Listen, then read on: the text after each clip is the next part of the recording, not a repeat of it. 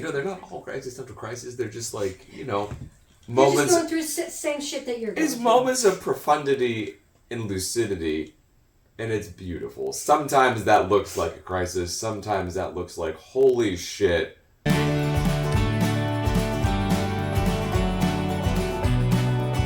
Exactly. That guy has had the best cup of coffee in his life and maybe punched a hole in drywall. You know what I mean? Yeah. Like, I think this is beautiful.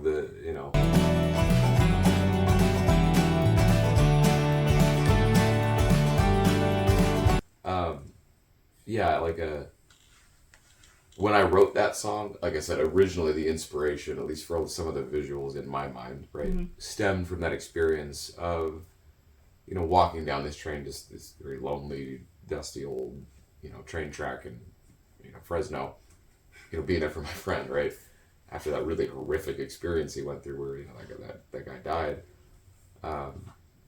Even if that was no fault of my friend's, it was like he was indelibly impacted by it, obviously. Yeah. And as a result of that and a lot of other stuff, I ended up getting hooked on heroin and did a bunch of other, just kind of went down that road. And so, at least the lyrical content is somewhat inspired, by him a little bit, both in terms of like that experience of like, walking the train tracks, yada yada yada, and also just kind of what ended up happening to him is somewhat of a because we lost touch after a while, unfortunately, and I think he's off the heroin now, which is good, but still, whatever, lost touch, and the song became somewhat of a cautionary tale, and at the time when I wrote it,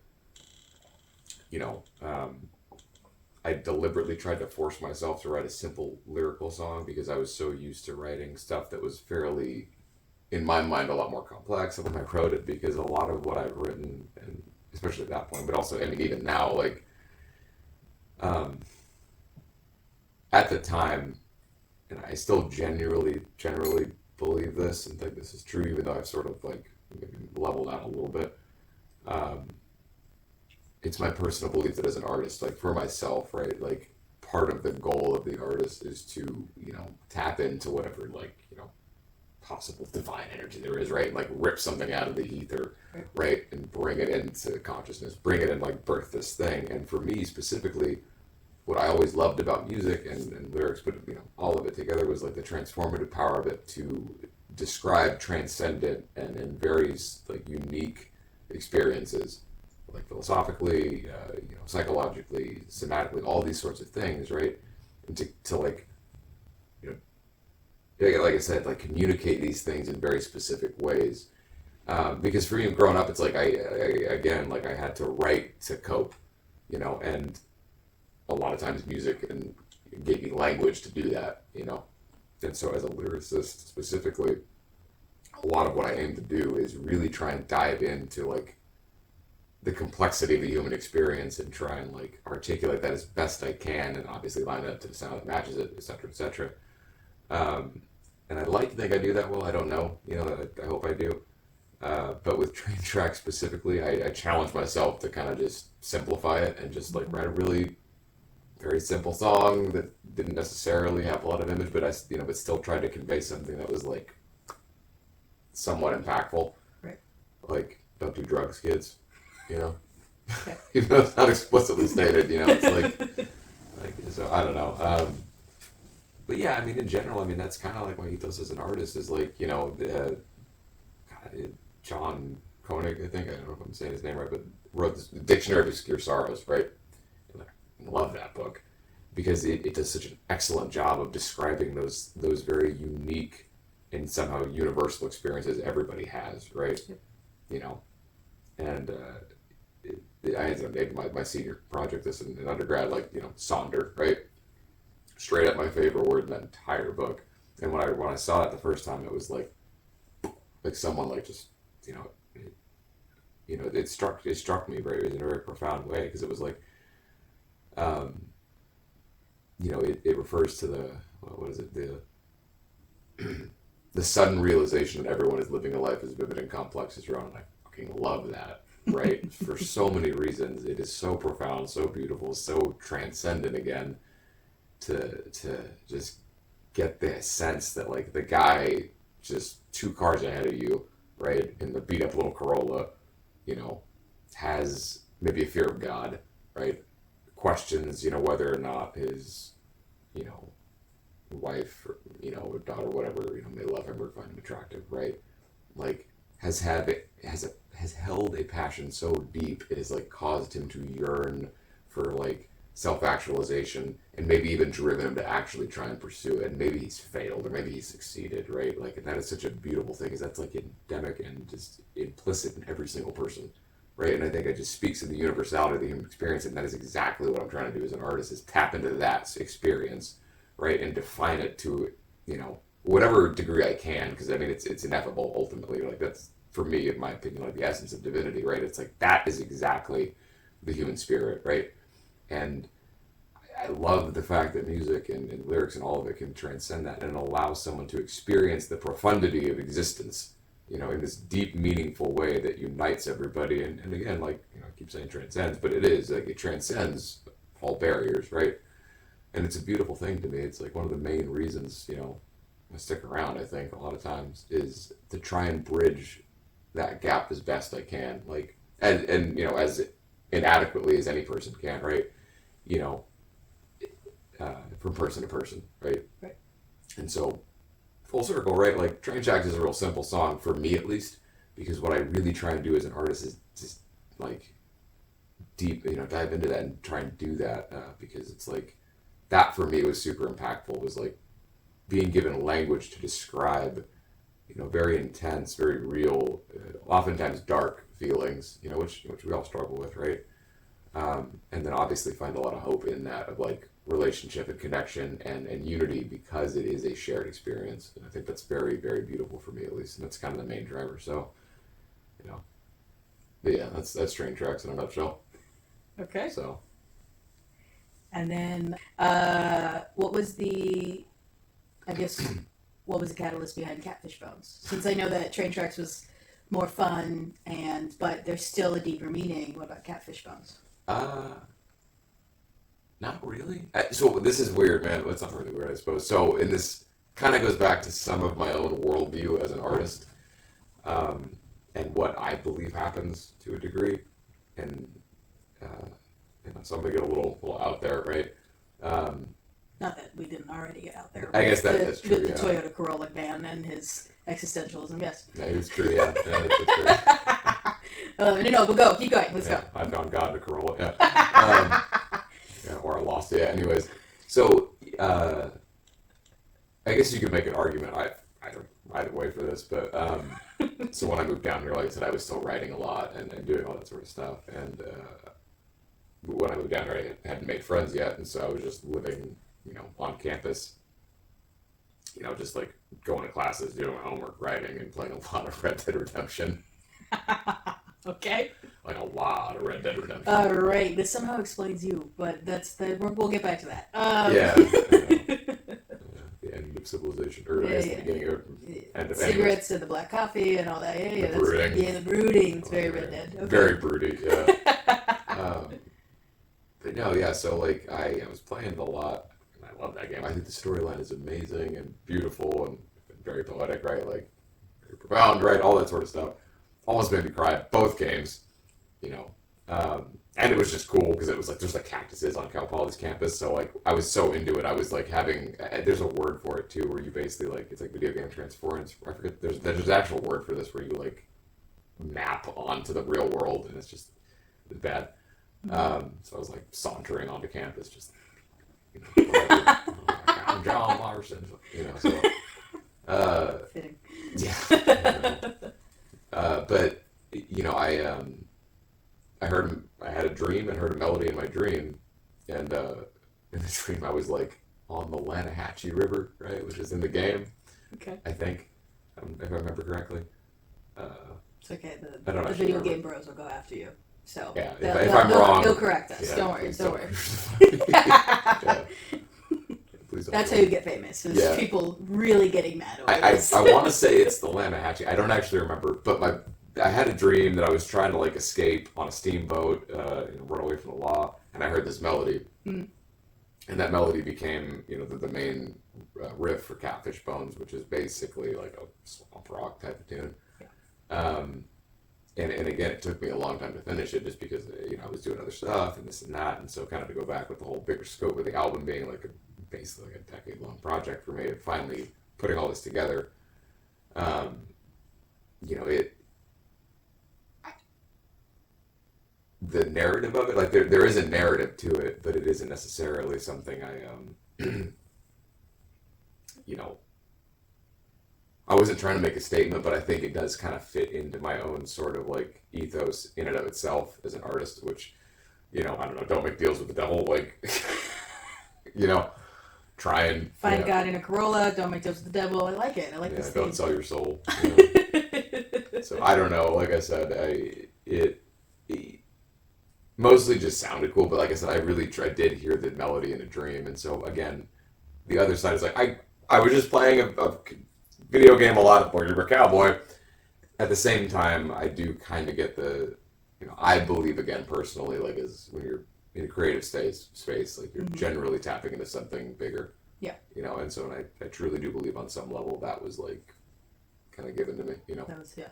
But I was also playing a video game a lot that was cowboys and, Yeah. the The woo-woo and the logical just combining. I like it. pretty much. I like it. So, So I know that you have 21 minutes. That's pretty much the last pre-release that you have. with the music video, yeah. Yeah, with music video. Yeah. Okay, and I know that we spoke about how the complexities of writing and how much you like really get into writing your lyrics and how there's this profound experience for you. And I know that 21 Minutes is a really heavy song. So I don't know, can you go into how 21 Minutes came to be? Yeah, no, it's funny. Everyone says it's heavy, and this has been like I wouldn't say an argument, but always like there's a little. I understand it's heavy material, sort of. I always thought it was like, it's kind of lighthearted, but like it. Okay, we'll rephrase it. It's, No, it's no. a hopeful song. I would argue it is a hopeful song. I think it's heavy because it is heavy material and it's a Yeah. really real song. Maybe it's not heavy to you because again we got God being found in a Corolla and then don't make a deal with the devil. So like that's your lived experience. So maybe 21 Minutes just isn't like heavy after God and the devil. But the devil is whoever Corolla competes with, I suppose. exactly. Yeah. And I think devils are in the Teslas. Real. So, just to kind of, I guess, go back. 20 Minutes is a very hopeful song. I personally think it's a very hopeful song, but I also know that you've had a lot of people come up to you, and I know we're going to kind of go back into the interview where you did bring up how, like, has always wanted to make an impact, and, like, 21 Minutes is one of those songs where, like, when you play it, people come up to you and, like, thank you a lot. So, like, how did 21 Minutes come about? Like, what was the process of that? What's the story behind that? Yeah, no, thanks for asking. It's a long story. Because aren't they all, though? It's over here. I know, right? Yeah. Short version. I wanted to kill myself, Like it's a fucking Tuesday. You'll do it. You'll find it. It's crazy. That's just a side note. That's the other thing too. It's like I don't know what everybody's baseline is. I just generally assume most people struggle with that stuff, and I don't know if that's right or accurate, but it seems like it. Right. Yeah, suicidal ideation. That's a Tuesday. So and like at the end of the day, like that's part of what 21 Minutes is about. Yeah. Yeah. So yeah, I mean, to answer the question, it's I had mentioned this earlier, but 2015, 2016, struggling, right? And it's not the first time I had struggled. Certainly wasn't the last, but it was the first time it had gotten that intense. Yeah. And it was a big challenge for me because the circumstances were, myriad, but, short version was like I was graduating college and didn't know what I was doing. And like I had said, I knew I wasn't going to be this rock star guy, that I was going to be a working musician and don't come for money. So got to figure out a career, but like things everyone deals with, right? And on top of that, I had budding mental health stuff that had always been there, but I think it started to really come to the surface at that time. Coupled with a lot of anxiety from not knowing how to deal with it and not feeling like I had support, and in spite of the fact that I did, but it like wasn't necessarily the right kind. There's a lot of factors that go into it, and I was like struggling with family stuff because like old memories were coming up, and that it was a challenge. So I wasn't really talking to my family, Right. And it's funny because when I wrote 21 Minutes, it was like the course of a year is what happened, right? When I first started experiencing a lot of that stuff, it was around January of 2015. And like, it ended up getting worse after I wrote 21 Minutes, which is the funny part. In which another song off that record that I wrote, a little more, the other side of it, but called Thorazine, but like what was going on for that song 21 Minutes specifically was like, I'll just speak out of my own experience, right? That for me, had dealt with suicidal ideation before, but it had never been so obsessive and repetitive and relentless, where I was like having a lot of intrusive thoughts. And at that point, it was also more like it started to become less intrusive and far more static of like, okay, like this and that. And like the obsession, the suicidal ideation, like obsession, right? Is like is like basically what it was, and I just could not stop thinking about killing myself and like getting out of what I was experiencing, and because the situation itself, the situations that caused that to happen were one thing, but then the actual suffering that comes from the obsession of the ideation is like a whole other thing unto itself, right? It's terrifying and it sucks and it's horrible and it's like it compounds everything, right? And it's this cascade effect that just, fucking sucks, to put it mildly. And, because I had, grown up in therapy and seen specialists and, had kind of done, stuff basically, had some background in like how to cope with some stuff just from dealing, and just also dealing with it, more or less.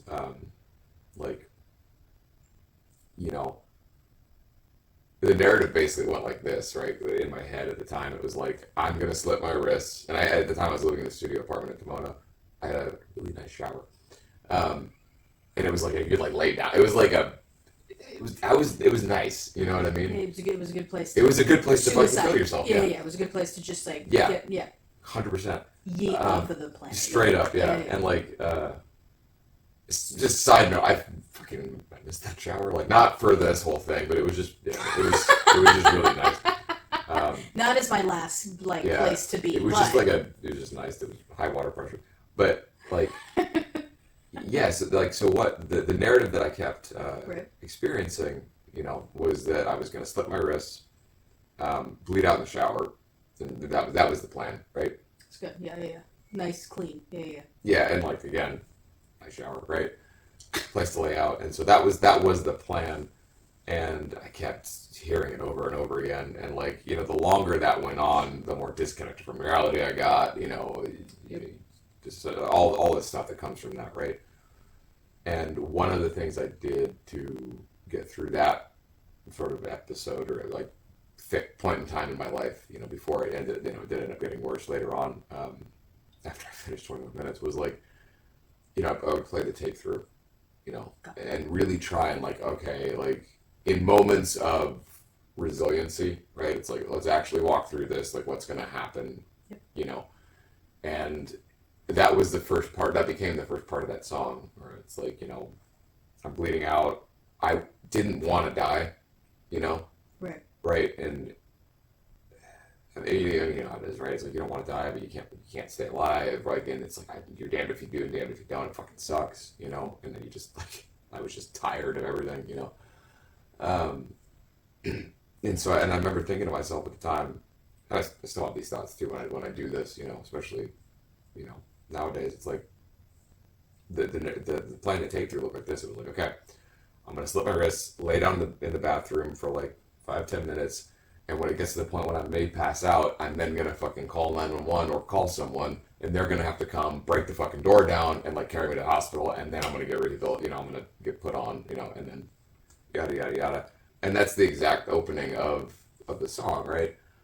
Because that's probably what would have happened. Like, you know, because I don't think I would have gone through with it. I just really fucking wanted to go through with it, you know, all the time.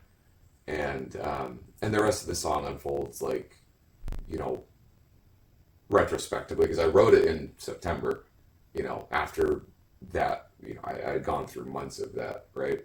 And that's how the song ultimately ends, is like, hey, like it did get better. You know, it's always going to get better, you know, pursuant to a couple things. And like, you know, ironically enough, or sadly enough, or I don't know, you know, I ended up, even though I got through that phase of it, like, you know, a couple months, I think a year later, you know, I, you know, ended up having a full blown psychiatric episode, and like, as you know, had to hospitalize myself twice, and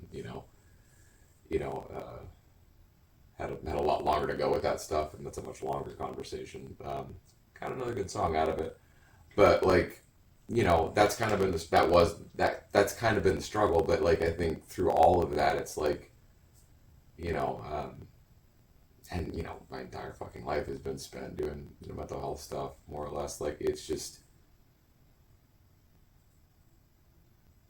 I don't know, man. Like, that's my ethos as an artist. You know, I really just want to help other people. You know, and not just with, you know, that stuff specifically, because I think a lot of artists, musicians, you know, call them sun-touched people, you know, are like that. You know, like you know, you see the face of like God and spit in it because you're forced to endure this shit, and it's like, I don't know why. You know, I wish I had an answer for that, but that's the reality of it. And I think the only thing that keeps me going sometimes is the fact that I can articulate some of these experiences in the hopes that it will help fundamentally save someone's life. And I've been very fortunate enough to have those experiences where people have come up to me, like, after, you know, I remember this one time I played a show, and, you know, someone did come up to me and be like, yeah, my sister just got out of the psych hospital, listened to this and started bawling. And it's like, that's it. Like, that is exactly why I'm doing this and why I want to do it and continue to do it, and like bitching going about performing. And yet, you know, it's like the one thing that keeps me going sometimes. And I think I know someone else is going to do it for me also, because that's how it works. I mean, that's the communal aspect of it. It's like the same shit with the punk stuff. You know what I mean? It's like, we're all fucking there for each other. And it's like, I go back to being a kid, and it's like, we all suck together. You know, we got better together. It's the same exact thing here. It's like, what is it? What's the saying? Like, I alone can do it, but I can't do it alone. Mm-hmm. Right? It's the exact same premise. And I think, you know, I learned how to be resilient in community. And I think that's exactly what I'm trying to do for someone else, because that's what other musicians did for me, was like, give me voice and verb to express these very intense feelings of dread, of doubt, of alienation, of adoration, right, for, you know, what I would consider to be the divine, reflected in the human spirit, and that spirit of resiliency, which I always joke, and in my mind is, you know, we're just spitting in the face of God, you know, and yet, like, here I am cherishing it, because it's like, that's the exact reason I live for, is to do that, and then be like, you can do that too, you know, like, there's nothing in me that isn't in you, right? And it's a beautiful thing. So yeah, like, full circle, the whole album is really about coming to terms with the inherent responsibility of having to do that, and what that means to be an adult for me, you know, like, like the last song I have on the record, like, no one's heard yet, looks like for you, I guess, you know. and that's really what it's about, is like embracing death, but insofar as like death is a, you know, a precursor to, you know, to new life, and like being reborn, and like, you know, and also very literally the reality of like, you know, oblivion, and like, it's gonna suck, maybe, I don't know, or not, I don't know, or I don't even know what's gonna happen. But like, that's a whole, that's a much longer, you know, but it really is like this idea of like, you know, I felt like, I think I told you, like, I felt like I grew up in reverse, you know, because I learned and maybe got to experience a lot of like what I would consider to be some deep inner profound truth as a kid, by virtue of just being, you know, neurotic, you know, basically, and Neurotic. yeah, you know, No, I get it. like, I get it.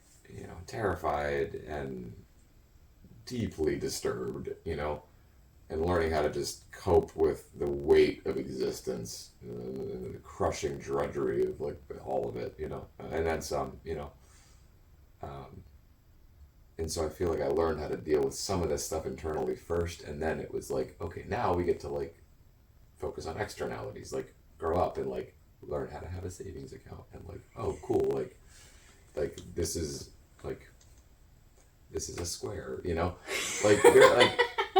Like I feel like I had the like hero's journey in reverse, and that's why the album is named what it is, because it's like as I personally accept responsibility for my own life and like adulthood, it's like that looks for me like moving outward, like I don't think that's necessarily unique to me, but like like having a job and like like doing the 9 to 5 thing, like like just being a fucking adult and just again, it's like taking responsibility. But insofar as that's concerned, it's like dying to everything, and I think writ large, an argument can be made because I don't want to assign meaning for anybody because art's art, right? But it's like that album fundamentally for me is like one big arc from childhood to adulthood, where it's like it starts off about this whole, watch out for the path you're on.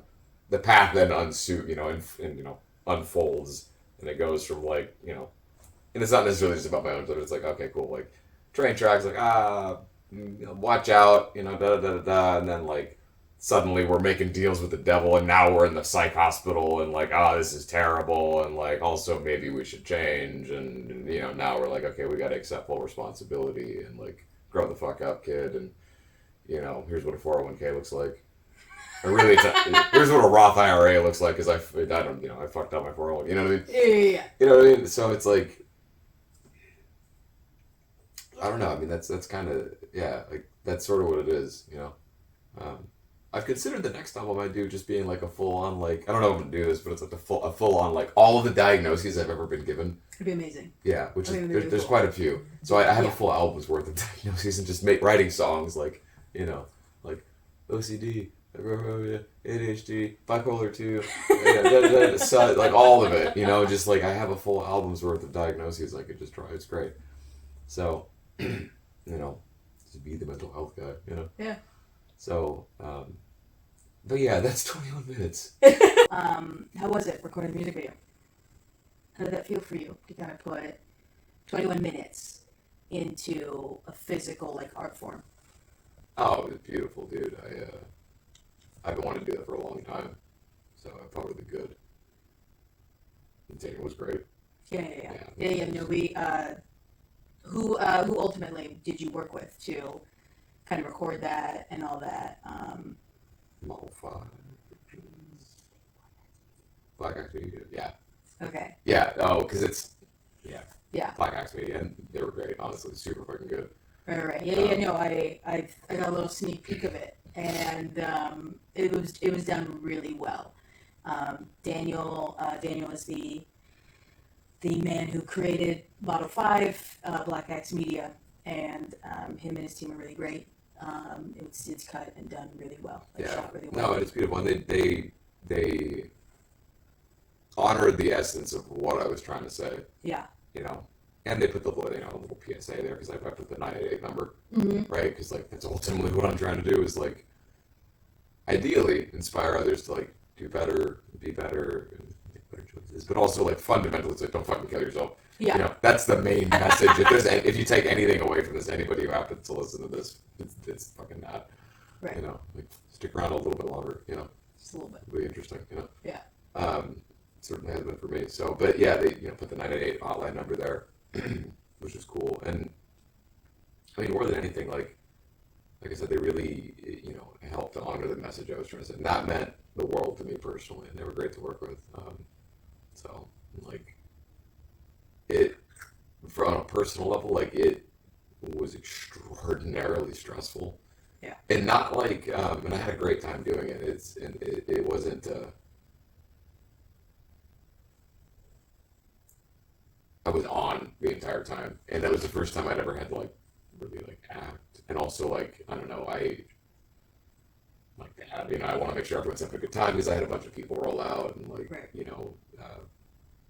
self-disclose what they were struggling, what they've struggled with, and so I'm just like, walking around like in between like takes, and like everyone's doing good, like just Being like, set, Dad. like a little bit, because it's like they're Yeah. my friends. I love them. I want them to have a good time, and I want them to like know they're loved and like doing something important, which I find important to like help other people as well and pay it forward, right? Right. Because and this goes back to like maybe a sampling error for me. Like I said earlier, like I think most people struggle with this, but that could just again be my own internal bias because like I've struggled with it most of my life. Right.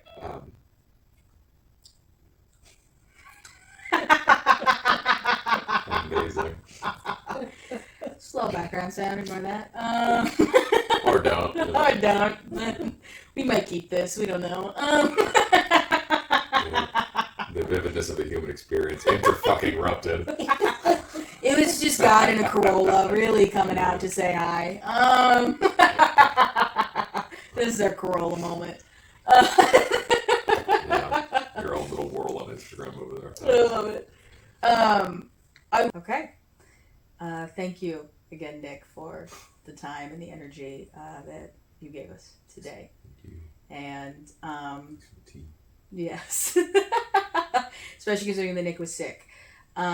So be prepared for upcoming album and then 3 pre-releases as well as a music video. To you. So yeah. Okay, so that's the plan. That will be all on Nick's social media platforms, which are linked as well. And check him out, and you keep up to date. 6 months before, I'd built a wall, each brick a smile everyone saw. Behind it crying, so alone, no comfort in a comfort zone. Tried to escape, fell every time, but scraped fingernails make bloody lines, which trickled down into my eyes. Colorized my vision, I lost sight of what was right. 'Cause when you spend your life in darkness, you'll adapt until you're blind and you